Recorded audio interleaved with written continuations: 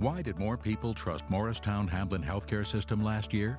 Maybe it's our compassionate, highly skilled ER with round-the-clock emergency surgical services, the area's only cath lab for heart attack patients, our comprehensive regional cancer center with personalized treatment plans, the only local hospital delivering our next generation of babies, and all part of the region's top-performing healthcare network. Morristown-Hamlin Healthcare System, a member of Covenant Health. The issue I want to go into is how we got to where we are today. This foundation, as I'm sure you've read or been, if you haven't, you'll see, was started almost 65 years ago. And it did very good things, as you can see, the amount of money that it was given every year. But the way the foundation worked was whatever we made, we'd give out every year, essentially. And which was great, but it never got really beyond that particular corpus, which was fine, and it gave us a good excuse to get together and see what organizations that we could help in some small way.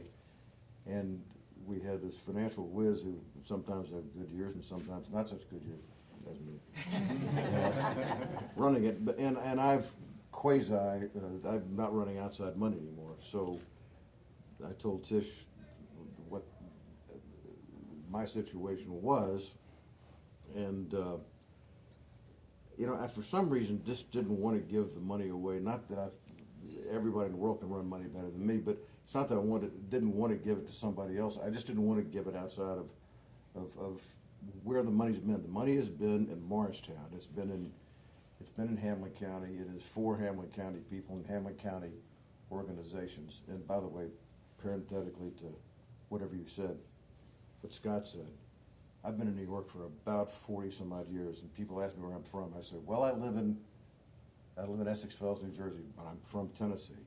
I live in Connecticut, but I'm from Tennessee.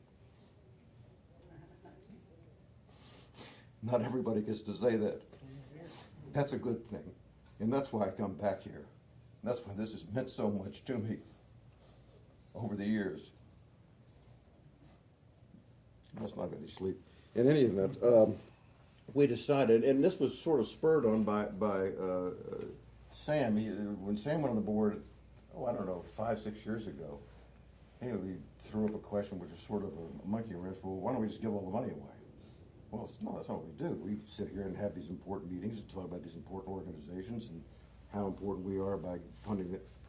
And as I thought about this, I said, you know, that's probably the smartest thing we can do with this, is that if we want to perpetuate the name of Herbert Walters, and I do and we do for reasons that I'll discuss further later on, the best thing to do is to give the money away to people who can set up their own organizations around the name Herbert Walters, and each person would get up and be able to come up and talk about what they're going to do with it. But the radiation effect of the name Herbert Walters would mean more if there's some other organization than just the 6 of us sitting around a room who one day a year give a check to somebody. And it turned out to be the impetus for what I think should be a very significant process of, again, keeping the name of Uncle Herbert Walters, who's everybody's Uncle Herbert, alive. Now, you know, it's been Uncle Herbert's been dead for 50 years. Half the people in this town probably don't know who he is or was. I don't want that to happen, and I don't know if any of us particularly want to have, because we're lucky to have, I'm very lucky to have had him as my uncle. I think the town's lucky to have had him. The state of Tennessee is very lucky to have had him. And the best way to keep that name alive, because I won't be here, is, again, all of these worthy organizations who have found different causes that they're, they can either name after the name of Herbert Walters or in some other way get his name perpetuated. I think we do more good that way.